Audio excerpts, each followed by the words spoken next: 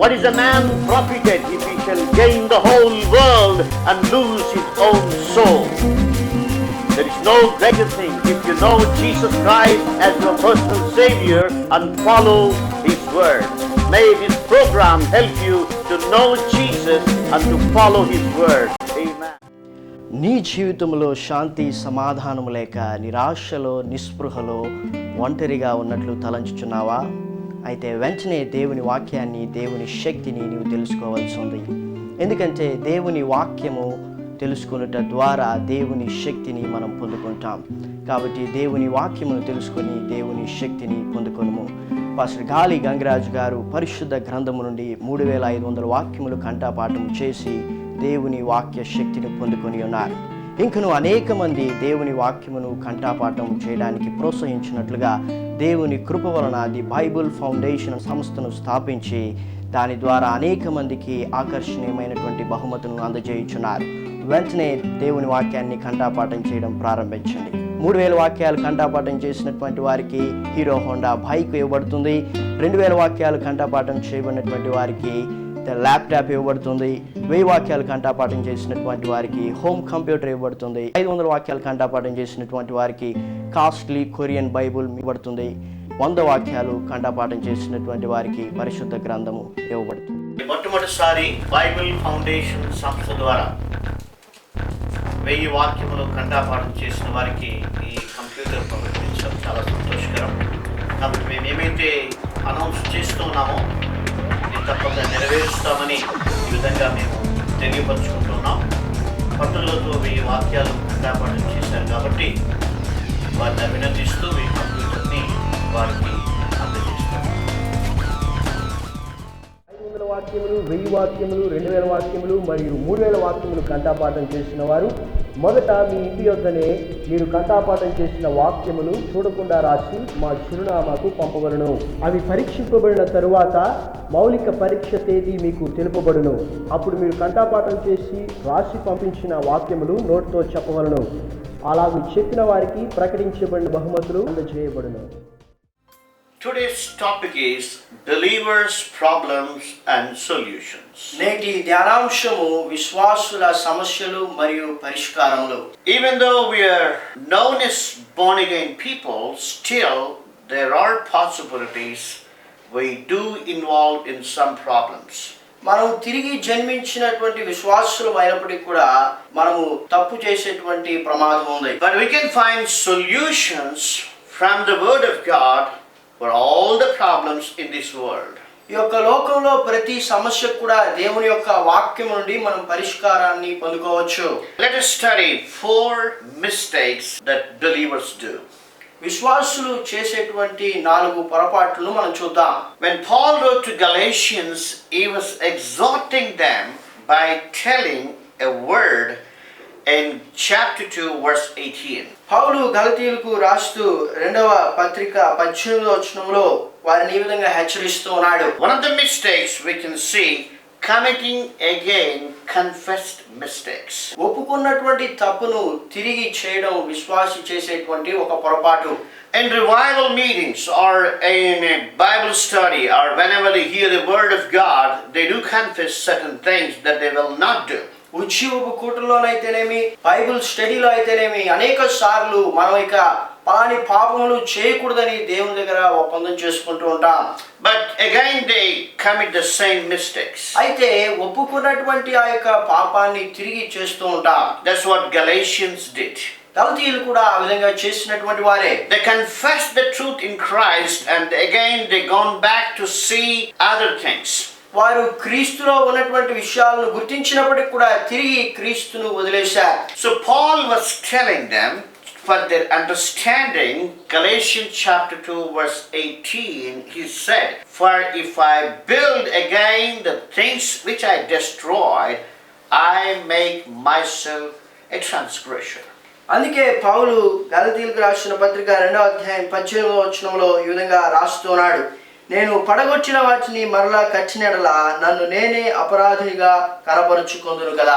So there is possibility a believer can himself become a transgressor. ఒక విశ్వాసి ఒప్పుకున్నటువంటి దానిని తిరిగి చేయడం వల్ల అపరాధిగా ఎంచబడేటువంటి ప్రమాదం ఉంది. So Paul told them that they should not build the things which they destroyed. అందుకే పౌలు వారిని హెచ్చరిస్తున్నాడు, వారు విడిచిపెట్టినటువంటి వాటిని తిరిగి కట్టకూడదు. So in believers' life, many times they make decision, okay, from now onwards I should not speak these kinds of things. విశ్వాస జీవితంలో మనం ఫలాని మాటలు మాట్లాడకూడదు అన్నటువంటి తీర్మానాన్ని చేస్తూ ఉంటాం. And in believers' life, sometimes they make decision that they should not go to certain places. కొన్ని స్థలాలను మనం దర్శించకూడదు అని కూడా తీర్మానం చేస్తూ ఉంటాం. And in believers' life, they do make decision that they were involved in wrong things, and they decide not to involve anymore in those wrong things. చెడు విషయములను గుర్తించి ఆ చెడు విషయంలో ఇంకెంత మాత్రం కూడా మనం పాల్గొనకూడదు అన్నటువంటి తీర్మానాన్ని చేస్తూ ఉంటాం. But after some time, again they rebuild, they construct what they destroyed. అయితే పరద్రోసినటువంటి ఆ యొక్క విషయాలను తిరిగి విశ్వాస జీవితంలో కడుతూ ఉంటారు. Then they will become again transgressors according to the scripture. ఈ యొక్క వాక్యమును బట్టి ఆ విధంగా తిరిగి కట్టినట్లయితే అపరాధులుగా ఎంచబడుతున్నారు. So that's the reason our Lord reminded us our first love for Him. అందుకే దేవుడు మన యొక్క మొదటి ప్రేమను మనకు జ్ఞాపకం చేస్తున్నాడు. Because any believer, when they're really born again, they had a special precious love for the Lord. ప్రతి విశ్వాసి కూడా నూతనంగా జన్మించినప్పుడు దేవుని కొరకు ఒక ప్రత్యేకమైనటువంటి ప్రేమను కలిగి ఉంటారు. And in that first love, they make very good decisions. ఆ యొక్క మొదటి ప్రేమలో వారు అనేకమైనటువంటి అద్భుత తీర్మానాలు చేస్తూ ఉంటారు. And they decide this is wrong and I should not do, and they decide this is good and that I should do. మరి పలాంది తప్పు కాబట్టి నేను చేయకూడదు, పలాంది మంచిది కాబట్టి నేను చేయాలా అన్నటువంటి తీర్మానమును కలిగి ఉంటారు. But after some time, what will happen is they do something which they themselves confess that it was wrong. ఏదైతే తప్పు అని ఒప్పుకొని ఉంటారో తిరిగి దాన్నే కడుతూ ఉంటారు. So that's the reason their spiritual life will not grow. అందుకే వారి యొక్క ఆత్మీయ జీవితం అన్నటువంటిది ఎదగదు. And they grow like 1 plus 1 becomes 2. వారు 1+1 లాగా ఎదుగుతూ 2గా ఉంటారు. But again they will minus 1 point from 2 points. మరి ఆ యొక్క 2 నుండి 1 మైనస్ అయిపోయినప్పుడు తిరిగి ఆ యొక్క మొదటి స్థితికి వచ్చేస్తూ ఉంటారు. So they will be same forever. ఆ విధంగా వారు ఆత్మీయ జీవితంలో మార్పు లేకుండా ఉంటారు. So Paul reminded them, whatever things you destroy, whatever things you confess, don't ever repeat them. అందుకే పౌలు గలతీ సంఘాన్ని హెచ్చరిస్తున్నాడు, మీరు పరద్రోసినటువంటి వాటిని తిరిగి మళ్ళా నిర్మించొద్దు. So God is speaking to you. You know that you have confessed in the presence of the Lord that you should not do certain things. దేవుడు నీతో మాట్లాడుతున్నాడు, నీవు పలానా విషయాలను చేయకూడదు అని నీవు తీర్మానం చేసి ఉన్నావు. But again you are doing the same. అయితే నీవు ఆ విధంగా తీర్మానం చేసినటువంటి వాటిని తిరిగి చేస్తూ ఉన్నావు. And by doing the same thing which you confessed that it was wrong, you are becoming yourselves a transgressor or a sinner. నీవు ఒప్పుకున్నటువంటి దాన్ని తిరిగి చేస్తూ ఉంటున్నదని బట్టి నీవు అపరాధిగా ఎంచబడుతూ ఉన్నావు. So God is speaking to you. Remember your first love. Remember your first commitment. Remember your first decisions and try to abide with them. దేవుడు నీతో మాట్లాడుతున్నాడు, నీ యొక్క మొదటి ప్రేమను, నీ మొదటి తీర్మానములను నీవు జ్ఞాపకం చేసుకుని ఆ ప్రకారం జీవించాలి. And one thing was wondered to me, why God always reminding us first love? ఎందుకు దేవుడు ఎప్పుడు కూడా మొదటి ప్రేమను గురించి మాట్లాడుతూ ఉన్నాడు విషయం నాకు ఆశ్చర్యాన్ని కలిగిస్తుంది. Because that's a precious love. ఎందుకంటే అది చాలా ప్రశస్తమైనటువంటి ప్రేమ. And another thing I was thinking, why God is expecting first love from us? ఎందుకు దేవుడు మన నుండి మొదటి ప్రేమను ఆశిస్తున్నాడంటే, because the first love is a standard love. ఎందుకంటే మొదటి ప్రేమ అన్నటువంటిది స్థిరమైనటువంటి ప్రేమ. And God has the same love for us like from the beginning. ఆది నుండి కూడా దేవుడు అటువంటి ప్రేమనే మన పట్ల కలిగి ఉన్నాడు. But we change our love for God. అయితే దేవుని పట్ల మనకున్నటువంటి ప్రేమను మనం మారుస్తూ ఉంటాం. So God has the same love no matter what we are going through. మనము ఏ విధంగా ఉన్నప్పటికీ కూడా దేవుడు మన పట్ల ఏకరీతి ప్రేమను కలిగి ఉన్నాడు. So God is speaking to you. Remember your first love. దేవుడు నీతో మాట్లాడుతున్నాడు. నీ యొక్క మొదటి ప్రేమను నీవు జ్ఞాపకం చేసుకోవాలి. Remember your first commitments. నీవు దేవునితో చేసినటువంటి ఆ యొక్క మొదటి తీర్మానమును నీవు జ్ఞాపకం చేసుకోవాలి. And God will bless you again. అప్పుడు దేవుడు తిరిగి నిన్ను ఆశీర్వదిస్తాడు. And second thing we can say from 2 Corinthians chapter 11 verse 2-3. Paul said here, "I am jealous over you with godly jealousy. I have espoused you to one husband, that I may present you as a chaste virgin to Christ. But I fear, lest by any means, as the serpent beguiled Eve through his subtlety, so your mind should be corrupted from the simplicity that is in Christ." రెండవ విషయాన్ని 2 కొరింథీ పత్రిక 11వ అధ్యాయము 2-3 వచనాల్లో మనం చూస్తాం. దైవాసక్తితో మీ ఎడల ఆసక్తి కలిగి ఉన్నాను. ఎందుకనగా పవిత్రురాలైన కన్యకగా ఒకడే పురుషునికి అనగా క్రీస్తుకు సమర్పింపవలనని మిమ్మును ప్రధానము చేస్తుని గాని సర్పము తన కుయుక్తి చేత హవ్వను మోసపరిచినట్లు మీ మనసులను చెరపబడి క్రీస్తు ఎడలనున్న సరళత నుండి పవిత్రత నుండి ఎట్లైనను తొలగిపోనేమో అని భయపడుచున్నాను. So Paul had a great burden for the believers in the church of Corinth. కొరింథీలో ఉన్నటువంటి విశ్వాసుల పట్ల పౌలు ఎంతో జాగ్రత్తను కలిగి ఉన్నాడు. He has great concern for them. వారి పట్ల ఆయన శ్రద్ధను కలిగి ఉన్నాడు. And he expressed his fear about them. వారి పట్ల ఆయన కలిగి ఉన్నటువంటి భయాన్ని వారికి తెలియజేస్తున్నాడు. It's a spiritual awareness. ఆత్మ సంబంధమైనటువంటి హెచ్చరికను వారికి తెలియజేస్తున్నాడు. He told them that he feared that they might be corrupted from the simplicity that is in Christ Jesus. వారి యొక్క మనస్సులు చెరపబడి క్రీస్తులో ఉన్నటువంటి సరళత నుండి వారు తొలగిపోతారేమో అని చెప్పి వారిని గురించి పౌలు భయపడుచున్నాడు. He reminded them the serpent. సర్పమును గురించి ఆయన వారికి జ్ఞాపకం చేస్తున్నాడు. Because the serpent always wants to corrupt the minds of the children of God. ఎందుకంటే సర్పము దేవుని యొక్క బిడ్డల మనస్సులను ఆది నుండి చెరుపుతూనే ఉన్నాడు. And so Paul reminding them what happened in the Garden of Eden. ఏదైనా వనంలో ఏం జరిగిందో పౌలు వారికి జ్ఞాపకం చేస్తున్నాడు. Somehow through the subtlety of the serpent could corrupt the minds of Adam and Eve. సర్పము యొక్క కుయుక్తి చేత ఆదాము హవ్వలను మోసం చేసినట్లుగా వారికి జ్ఞాపకం చేస్తున్నాడు. So again the word of God is speaking to you. Be careful about the serpent. దేవుని యొక్క వాక్యం మనతో మాట్లాడుతుంది. సర్పమును గురించి మనం జాగ్రత్తగా ఉండాలి. A physical serpent may not harm you. బాహ్య సంబంధమైనటువంటి సర్పము మనకు హాని చేయకపోవచ్చు. But that old serpent, which is the devil and Satan, always try to harm your spiritual life.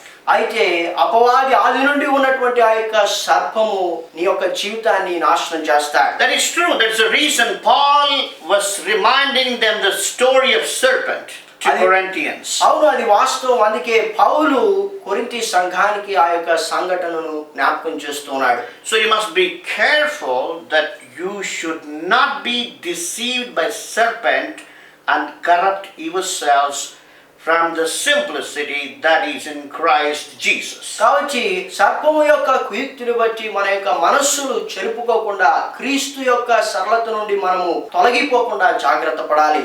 So the second problem here is sometimes we slip away from the simplicity of Christ. రెండవ సమస్యని మనం చూస్తున్నాము. క్రీస్తు యొక్క సరళత నుండి మనము తొలగిపోయేటువంటి ప్రమాదం ఉంది.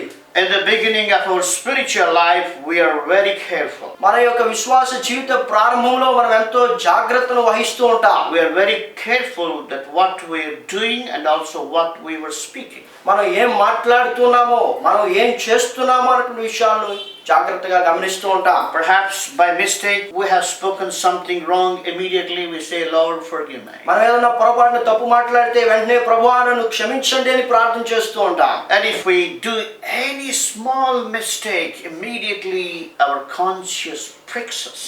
మనం ఏదైనా చిన్న తప్పు చేసినప్పటికి కూడా మన యొక్క మనస్సాక్షి మనల్ని హెచ్చరిస్తూ ఉంటుంది. So in the beginning, their simplicity was very good, but after some time they say, who is he to tell me? క్రీస్తు యొక్క సరళతను గురించి ఎంతగానో జాగ్రత్త వహిస్తూ ఉంటారు, కానీ అయితే ముందుకు వారు ఆ విధంగా చేయలేకపోతూ ఉంటారు. Oh, people start saying, I don't care who he is. ఆయన ఎవరైనప్పటికీ నేను లెక్క చేయనని చెబుతూ ఉంటాను. I don't care what the pastor is saying. ఆ యొక్క పాస్టర్ ఏం చెప్పినప్పటికీ నాకు అనవసరం అని చెప్తూ ఉంటారు. Oh, I know better than him. ఆయన కంటే కూడా ఎక్కువ నాకు తెలుసు అని అంటూ ఉంటారు. Oh, I can give better message than him. ఆయన కంటే కూడా మంచి వర్తమానాన్ని నేను అందించగలనని చెప్తూ ఉంటారు. Oh, I am more wise than that other sister. ఆ సహోదరి కంటే కూడా నేను ఎంతో జ్ఞానవంతురాలని చెప్తూ ఉంటారు. Because the simplicity was corrupted. ఎందుకంటే వారిలో ఉన్నటువంటి ఆ యొక్క సరళత అన్నటువంటిది చెదిరిపోయింది. So be careful of your conversation. కాబట్టి మీ యొక్క సంభాషణను బట్టి మీరు జాగ్రత్తగా ఉండాలి. When a believer let the simplicity that is in Christ, his actions and his words will be completely changed.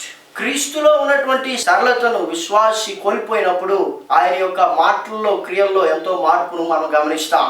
Are you living in the same simplicity which you had in the beginning of your spiritual life? మరి మన యొక్క ఆత్మీయ జీవిత ప్రారంభంలో మనము కలిగినటువంటి ఆ యొక్క సరళతను మనం ఇంకా కలిగి ఉన్నామా అని పరిశీలన చేసుకోవాలి. The third problem of believers we can find in 1 Samuel chapter 12 verse 23. Here Samuel said, moreover, as for me, God forbid that I should sin against the Lord in ceasing to pray for you, but I will teach you the good and the right way. విశ్వాసులు చేసేటువంటి మూడవ పొరపాటును మనం 1 సమూయేలు గ్రంథము 12వ అధ్యాయము 2-3 వచనాల్లో చూస్తాం. నా మట్టుకు నేను మీ నిమిత్తం ప్రార్థన చేయుట మానుట వలన యెహోవాకు విరోధముగా పాపము చేసిన వాడనగుదును. అది నాకు దూరమగునుగాక, కానీ శ్రేష్టమైన చక్కని మార్గమును మీకు బోధించెదను. So here Samuel stated that there is possibility that he can cease to pray for the people of God.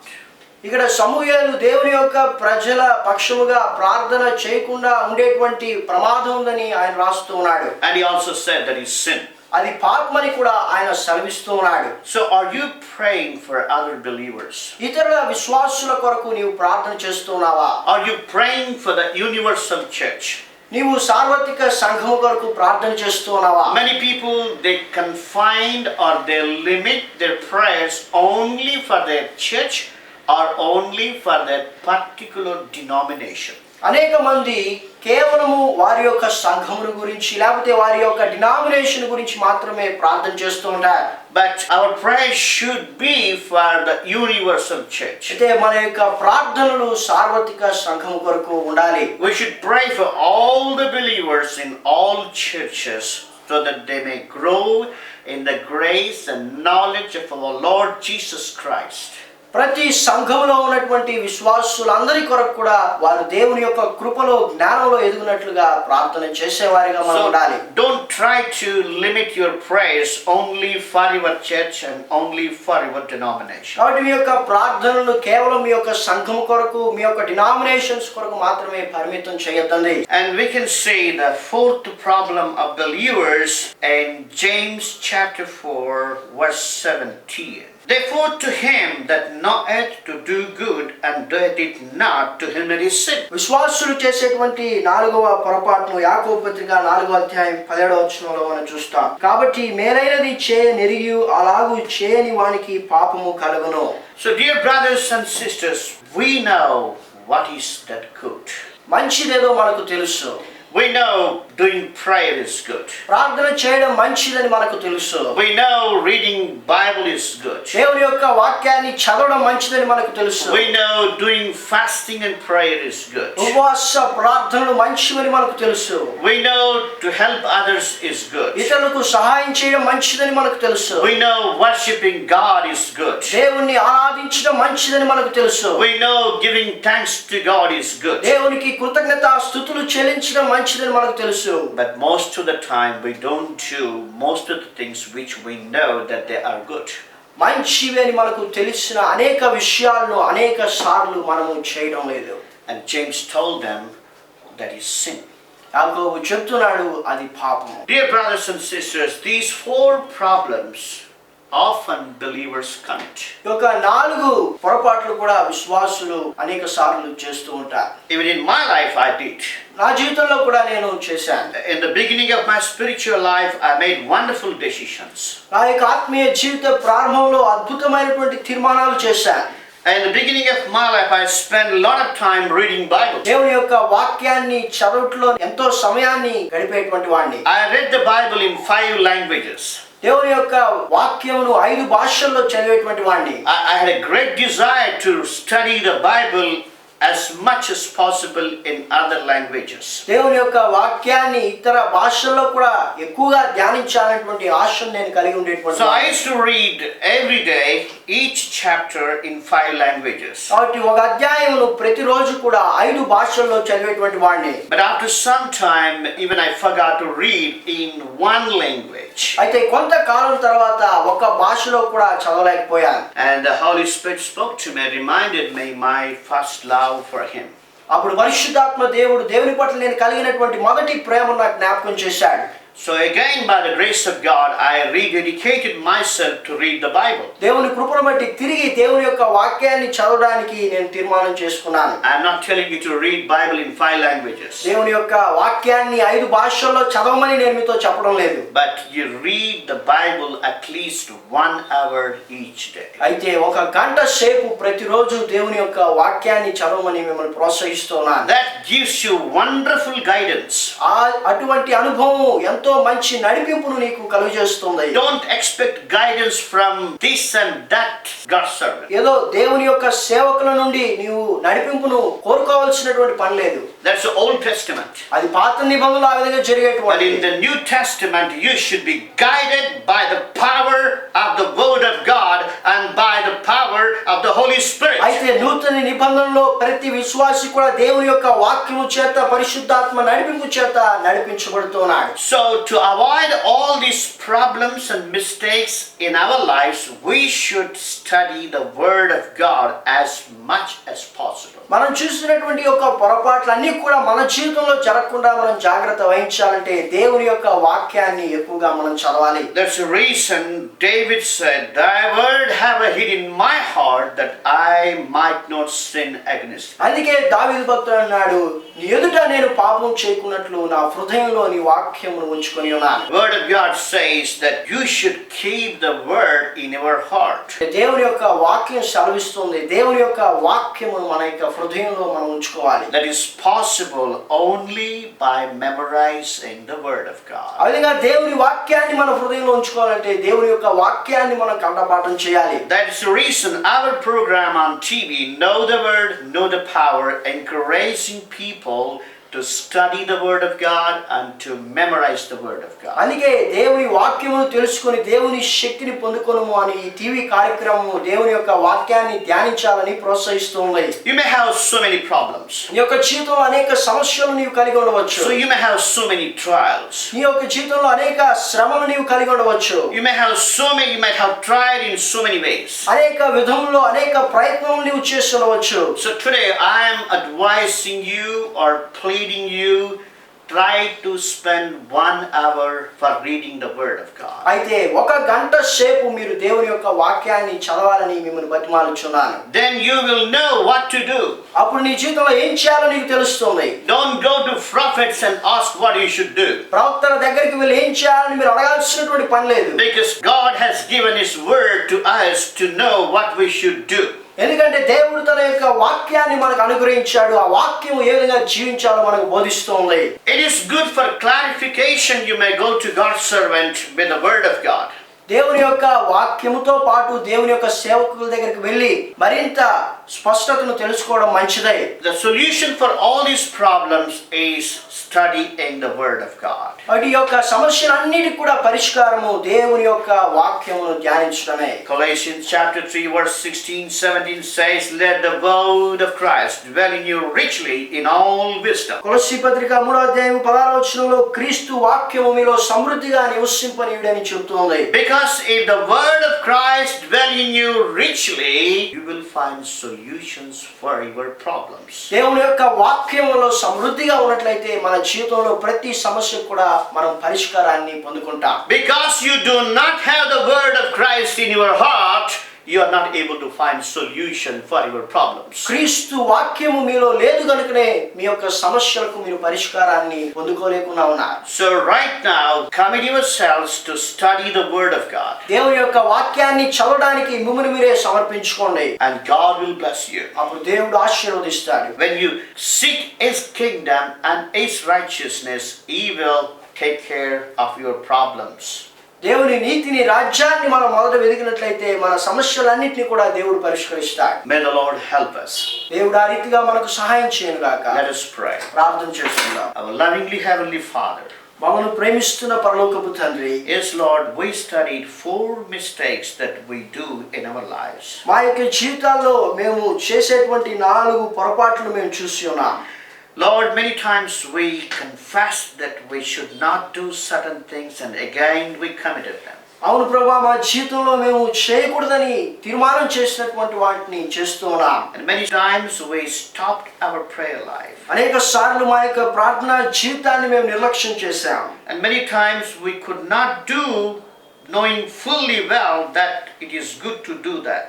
మంచిదని తెలిసి కూడా అనేక సార్లు ఆ మంచిదాన్ని చేయలేకపోయాం. Lord, forgive us. ప్రభువా, మమ్మల్ని క్షమించండి. Lord, we commit ourselves to study your word. ప్రభువా, మీ వాక్యమును ధ్యానించడానికి మమ్మను మేము మీకు సమర్పించుకుంటూ ఉన్నాం. Lord, forgive your people who are really confessing their mistakes. ప్రభువా, ఎవరైతే ఈ సమయంలో వారి యొక్క పాపాలను ఒప్పుకుంటున్నారో వారిని క్షమించండి. And Lord, empower them with the power of your word and with your Holy Spirit. మీ యొక్క వాక్యము చేత, పరిశుద్ధాత్మ శక్తి చేత వారిని బలపరచండి ప్రభువా. Lord, I pray for the people who are watching this program. ఈ యొక్క ప్రోగ్రామ్ ని చూస్తున్నటువంటి వారి కొరకు ప్రార్థన చేస్తున్నాను. Lord, help them to believe in your name. మీ యొక్క నామమునందు వారి విశ్వాసమును కలిగి ఉండడానికి సహాయం చేయండి. Lord, help them to understand only in the name of Jesus their sins shall be forgiven. కేవలం యేసు ప్రభు యొక్క నామములో మాత్రమే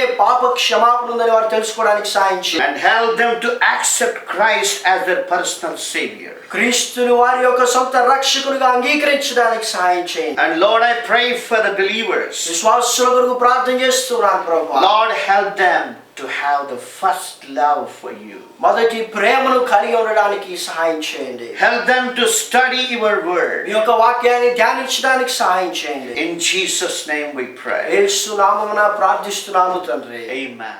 ఆమేన్. 100 వాక్యములు, 1000 వాక్యములు, 2000 వాక్యములు మరియు 3000 వాక్యములు కంఠపాఠం చేసిన వారు మొదట మీ ఇంటి యొద్దనే మీరు కంఠపాఠం చేసిన వాక్యములు చూడకుండా రాసి మా చిరునామాకు పంపవలను. అవి పరీక్షింపబడిన తరువాత మౌలిక పరీక్ష తేదీ మీకు తెలుపబడును. అప్పుడు మీరు కంఠపాఠం చేసి రాసి పంపించిన వాక్యములు నోటితో చెప్పవలను. అలాగూ చెప్పిన వారికి ప్రకటించబడిన బహుమతులు అందజేయబడును. ఎక్కడున్నారు దొంగలు అను ఈ పుస్తకమునందు ఆంధ్రప్రదేశ్ నేరస్తుల మధ్య సంచలనం సృష్టించిన నవల మరియు పాస్టర్ గాలి గంగరాజు గారి సాక్ష్యము ఉన్నది. మరియు వాక్యానుసారమైన ప్రార్థనలు అను ఈ పుస్తకమునందు వాక్యానుసారమైన ప్రార్థనలు ఉన్నవి. మరియు ఈ యొక్క పుస్తకము వాక్యమును కంఠపాఠం చేయుటకు ప్రయోజనకరముగా ఉండును. ప్రభు కృపను బట్టి ఈ యొక్క పుస్తకము దేశ విదేశములలో అనేక మందికి ఆశీర్వాదకరంగా ఉన్నది. ఈ పుస్తకములు కావలసిన వారు స్క్రీన్ పైన ఉన్న మా చిరునామాకు 100 రూపాయల డొనేషన్ పంపించి కొనుగొనగలరు. Our ministry is giving gifts to encourage people to memorize the Word of God. If you are inspired to support this ministry, you can send your donations to our address. Our address is the Bible Foundation, Post Box number 13, Tirupati 517507, Andhra Pradesh, India. Our email addresses gali@jesusanswers.com and davidevangelist@hotmail.com. Our mobile numbers 94400 and 94900898824. You can visit our website at www.thebiblefoundation.com.